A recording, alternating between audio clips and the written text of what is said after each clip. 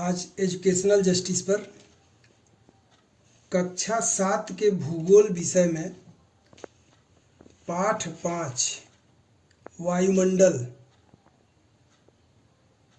पाठ से धरातल पर तापमान के वितरण के संबंध में आज हम लोग अध्ययन करेंगे कि गोलार्ध एवं ध्रुवों का संबंध ग्लोब से होता है। पूरे विश्व को दो भागों में बांटकर इसे दक्षिणी एवं उत्तरी गोलार्ध के नाम से जाना जाता है। भूमध्य रेखा या विषुवत रेखा, जैसे ये मैं लिया हूँ, इसको पृथ्वी या ग्लोब मान लिया जाए तो जो बीचों बीच ये जो आपको रेखा एक वृत्त दिखाई दे रहा है, ये विषुवत वृत्त है। और इसी को जब दो भागों में बांट देंगे तो विषुवत वृत्त के उत्तरी भाग यानी ये हिस्सा, ये आपका उत्तरी गोलार्ध और इसके नीचे के हिस्से को दक्षिणी गोलार्ध के नाम से जानते हैं। अर्थात पूरे विश्व को दो भागों में बांटकर इसका नामकरण उत्तरी गोलार्ध और दक्षिणी गोलार्ध के रूप में किया गया है। भूमध्य रेखा के गोलार्ध के अंतिम छोर यानी ये जो कोण बनते हैं, एक एक डिग्री का कोण बनाते जाएंगे तो यहाँ पे आकर के 90 डिग्री का कोण बनेगा, जो वृत्त के रूप में चारों तरफ ऐसे जो आप ग्लोब पे देखे होंगे।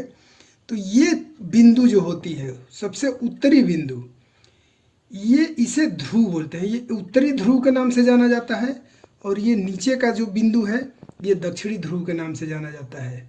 और यहाँ पर यानी ध्रुवों पर शीत कटिबंधीय क्षेत्र पाया जाता है।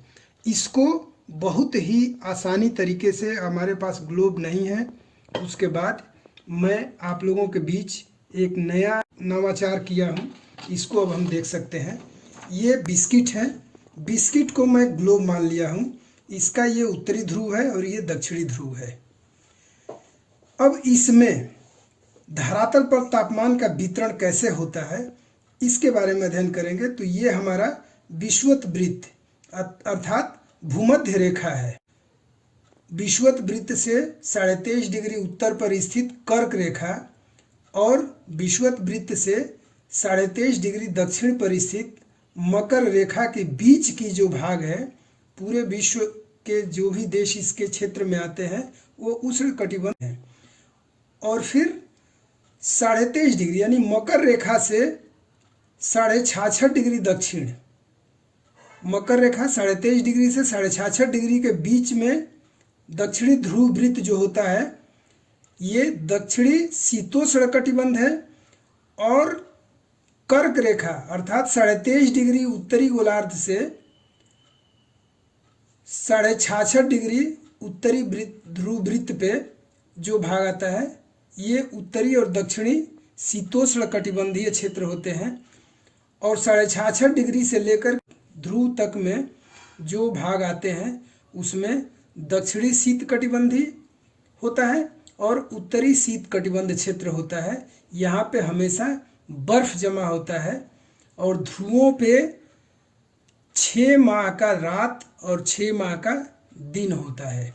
आज धरातल पर तापमान के वितरण के कक्षा 7 के पाठ 5 में वायुमंडल प्रकरण पे केवल आज हम लोग इतना सीखे हैं। और ये ग्लोब के रूप में बिस्किट को दर्शाया गया है।